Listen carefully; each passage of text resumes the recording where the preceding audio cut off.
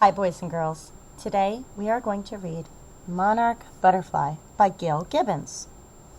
This is one of my very favorite books about butterflies. A monarch butterfly settles on the leaf of a milkweed plant. I'm going to think to myself, is this fiction or non-fiction? Well, I see illustrations, and a lot of the time illustrations might mean that a book is for fun, for fiction, and that photographs mean nonfiction. But there's more to it than that. We're going to read and think about the information that we read. If there are characters and a problem and a solution and a setting, then it's fiction. But if it's teaching us information and true facts, then it's non-fiction. Let's keep reading and find out. A monarch butterfly settles on the leaf of a milkweed plant. She gently presses a tiny egg onto one of its leaves. The egg is the beginning of another monarch butterfly by Gail GIbbons. It's summertime in the north. A breeze stirs the stem of a milkweed plant. The monarch egg is white and shiny. It is the size of a small dot and sticks to the leaf.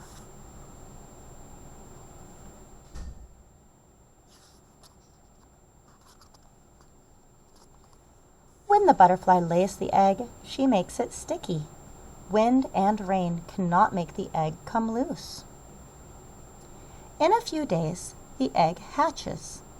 Out crawls a small caterpillar, also called a larva. First, the caterpillar eats the eggshell and then chews away at the milkweed leaf. The egg of a monarch is almost always laid on a milkweed plant. The plant will be its food. I'm not seeing a problem. I'm not seeing characters.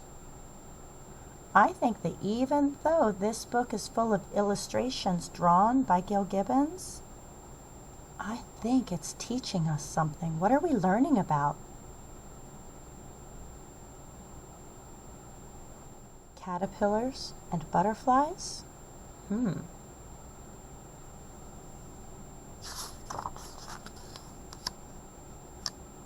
see labels.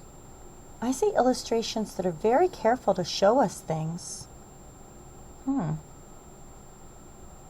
What do you think this is going to be about? I'm getting my mouth ready.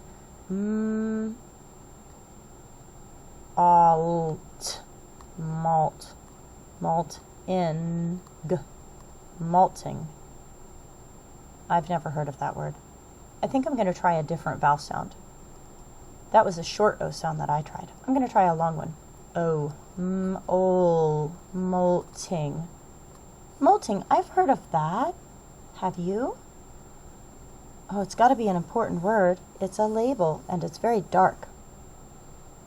The caterpillar eats and grows and begins to change. It breaks out of its old skin, showing a new skin underneath. This is called molting. For 2 weeks, the caterpillar eats and eats. It molts about 5 times. Finally, it is a full-grown monarch caterpillar, about 2 inches long. These illustrations show us something very important. In every picture, he's eating, and I can see his shed. His skin is shedding. Do you remember what that's called? Molting. And he's bigger and longer in this one. He has shed his skin about 5 times, and now he's about 2 inches long. He's a big caterpillar. Now something wonderful begins to happen. The caterpillar creeps to the stem of a leaf. It attaches itself to the stem and drops down head first. The caterpillar's bright colors become greenish. Oh, That illustration goes with that text very well. He says that he goes to the stem of a leaf and attaches himself to the stem and drops down head first. So here's his head. The illustrator was very careful to make sure that she was following the text. And it even told me that his bright colors become greenish. See how it's not bright yellow anymore? It's more green. And here we have some labels. Chrysalis Pupa. I bet we're going to learn about those details in this text. Oh, what is this thing? That's the chrysalis. He's inside of it. So after his colors become greenish, the skin splits and moves up to the top. The skin falls off. A new strange form appears. It is called the chrysalis or pupa. The chrysalis is like a blanket that is wrapped around the body growing inside. At first, the chrysalis is long and soft. Then it shrinks and hardens and becomes light green, decorated with gold dots. The illustrator is very careful to make sure that the illustration matches the words. Inside, the monarch butterfly begins to grow. About 2 weeks later, the chrysalis changes again.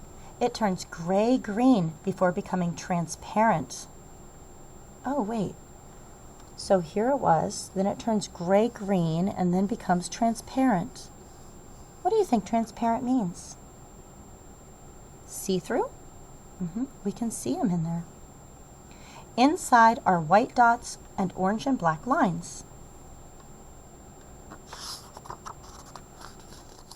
The chrysalis wiggles. Then it splits open. See how the illustration was drawn very slowly and carefully to show us all these details that go with the text. He wiggled, and it split open. The butterfly begins to pull itself out. The head and legs appear first, and then the rest of it slides out. Oh, I see some more labels. The wings are tiny and stuck together, and the butterfly's abdomen is big. The abdomen becomes smaller when its fluid is pumped into the wings. The wings become bigger. A caterpillar has turned into a butterfly. Do you know what that change is called? They have labels to help us understand what's going on. This one says abdomen, and this one says metamorphosis. The butterfly sits quietly for a few hours, waiting for its wings to dry and harden. At last they begin to move slowly and then beat faster and faster. The butterfly flutters up towards the sky. Monarchs have a bad taste and will make a bird or animal sick if they are eaten, so most of them are left alone. The scales of the wings make up the colors. There's the label for scales. There's the label for wing. Here's the label for head. Oh, here's the proboscis. That's like his tongue. He slurps up nectar through it. This part is the abdomen. There's a leg. There's a thorax. The feeler or antenna is for touch and smell, so he uses it for some of his senses. The tube to the mouth is called a proboscis. It sucks up sweet juice called nectar from the flowers. There are many parts to a butterfly. I love this page. This page is a wonderful diagram where you show the parts of an animal or the parts of a machine. Whatever your topic is that you're reading about, you would draw that topic and then you would label all the parts of it. Oh, that's wonderful. Great diagrams. There are many parts to a butterfly. The monarch butterfly only flies during the day. When it rains, the butterfly stays dry, hidden under leaves. Fall is on the way. Soon it will be cold. If the monarch butterfly doesn't fly south, it will die. Once again, it darts up into the sky. The butterfly will take a long trip to a warmer place. This is called migration. The monarch will fly to where its ancestors have always gone, sometimes to the very same tree. Other monarchs keep appearing, making a cloud of orange in the sky. At night, they rest in trees. Sometimes they fly up to 12 miles an hour and almost 100 miles in one day. There could be over 1,000 butterflies traveling together. They fly to places such as Florida, Southern California, and Mexico. All the places they mentioned, I touched on the map. And they're the places these arrows point to. Illustrators can use arrows inside of their picture to help the reader understand more. That's a great text feature. That's just as cool as a diagram or bold text. Some butterflies migrate 4,000 miles. They will stay south throughout the winter. Some towns and cities are proud to have the butterflies visit them. They have festivals to celebrate their arrival. Children dress up for parades in butterfly costumes. Sometimes there's a band, and visitors come from all around. Monarchs can cluster together, thousands of them clinging to one tree, a butterfly tree. In the spring, these butterflies will migrate north again to the fields of milkweed plants. Oh, this is a how-to page. Wow, how cool. How to raise a monarch butterfly. You have to find a big clean jar with a metal lid, and you have to make holes in it. And then, in July or August, you have to go to a field where there's milkweed plants and look underneath of them. And if you find a monarch caterpillar, you have to be very careful when you pick him up. And then to take care of him, you have to make sure he has food, milkweed plants. Don't put the jar in a sunny place. You have to get rid of all the old milkweed leaves and put new ones in there every day.